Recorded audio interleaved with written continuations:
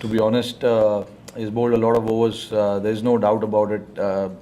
But again, every test match we play, we keep that in mind. The workloads of all the bowlers, in fact. But again, like if somebody is in such a great form, you want to try and maximize that form how much ever you can, and that is what we've been trying to do with Bumrah. But there comes a time where you need to, step back a little bit and give him that little bit of extra breather as well. So we've been very careful. I've been very careful. I talked to him about how he feels and stuff like that.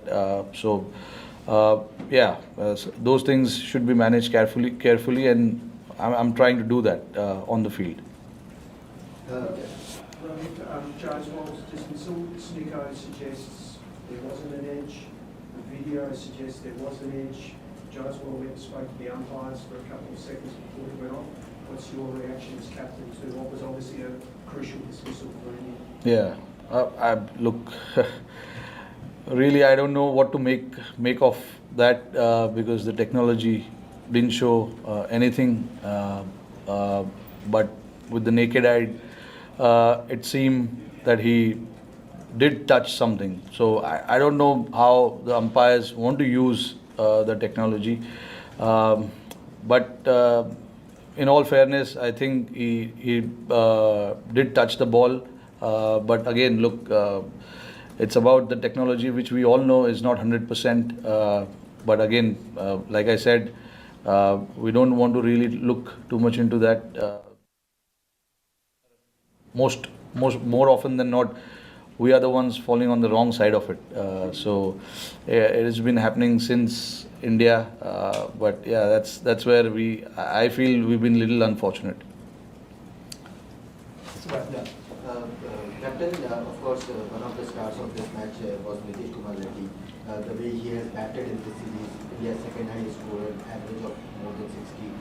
How do you talked about fast tracking him in India, but now when he's playing like this, showing this kind of maturity in Australia, how do you see his growth and the kind of potential he has with both bat and ball? No, look, when we saw him for the first time, we saw there is a lot of potential, which is why he came here in the first place, and he's come and shown here what he's capable of. With the bat, he was brilliant. He understood the situation pretty well, read the situation pretty well, and he's got solid technique as well, and superb mind. Not to forget, is very strong character. He wants to fight it out there. Right now it's very hard to say the growth part because it's only been 4 test matches for him, and I hope that he plays for long enough for India in all forms and keeps doing what he does. From here he obviously he's only going to go up because he's got all the tools to be very, very successful at this level. Thank you.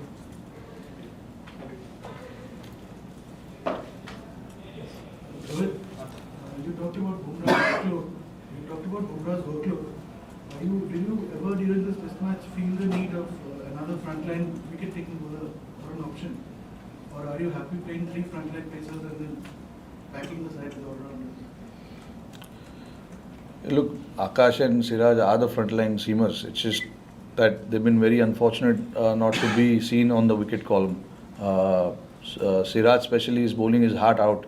I don't think there's anything else that he can do. Obviously, there are technical aspect of his game that he's looking into.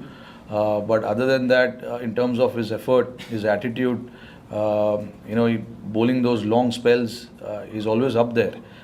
It's just that the wicket column doesn't show how well he is bowled, but so is Akash. In Brisbane and here, in both the games, he's bowled really well. Just unfortunate that couldn't get the wickets under his name. But these are the 3 frontline seamers that we are playing, and just everyone's job to make sure that whoever plays needs to get job done for the team. It is not about 1 or 2 individuals. It's about everyone making sure that they come out here and get the job done. We'll be taking last few questions. Right, just for context around the Rishabh partner dismissal, did you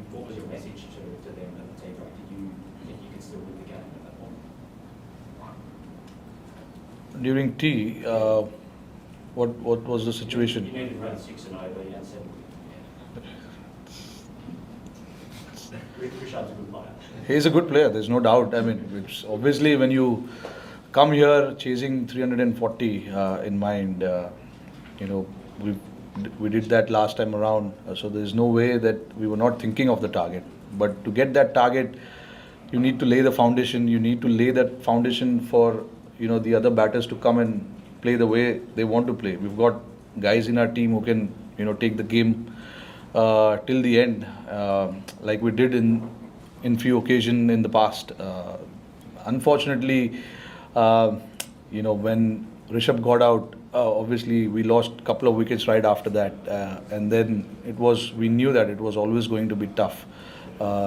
Just to be realistic, sometimes I know you want to do the target, you want to chase the target, you want to be positive and stuff like that, but you got to be realistic as well sometimes. And getting 6 and over on that pitch, it seems a little tough. Wicket was slowing down a fair bit. Day 5 pitch, and then look, when we had 7 wickets in hand, we were all positive. We were not thinking too far ahead also, and not going in our shell as well. We wanted to be positive and see where the game goes. The message was to all the batters was to just play the situation and play the game and see where it ends up. And then if the situation arises where there is a time where you can enter into that contest of putting the pressure right back on the opposition, we will do that. But we never felt that we had the opportunity to put the pressure there back on the opposition. They bowled a very good spell up front, and then obviously losing wickets at regular intervals also held us back a little bit. On Shubman Gill, Sanju Samson told a story about how T20 World Cup final after just before the toss, when he was dropped, not picked, that you went and spoke to him why somebody may want to drop you. And he talks how gratefully. So what was your chat with Shubman Gill before this, and how has he taken it? And Sydney considering is sort of a similar spin pitch, or not similar, but spin track, would you be in the same team as? Look, I don't know what team I'll go with. We'll go there and see the pitch.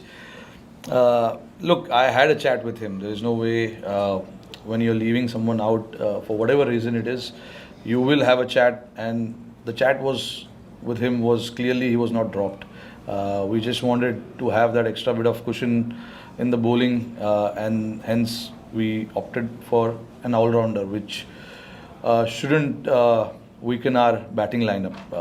Compromising a batter for a bowler was not something that I wanted to do. We wanted to,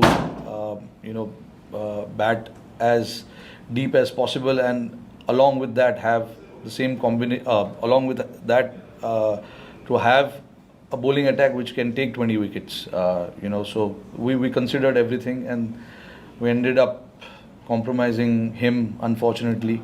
But again, look, with him, there was never a doubt that he was not batting well or he was not scoring runs or anything like that. It was just to get that combination where we can cover both bases, batting and bowling. We opted for that option. He understood. Of course, I mean everyone has to understand that, because eventually we don't make personal decisions. It is in the best interest of the team. We want to put the team ahead and think about what is the right combo for this particular venue and this opposition. So that's how I plan. Picking up the team.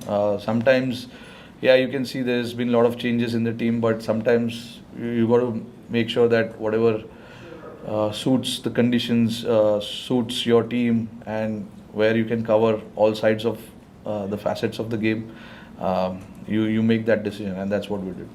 Thank you, Captain. Thank you. Thanks, guys. Thank you. Thank you.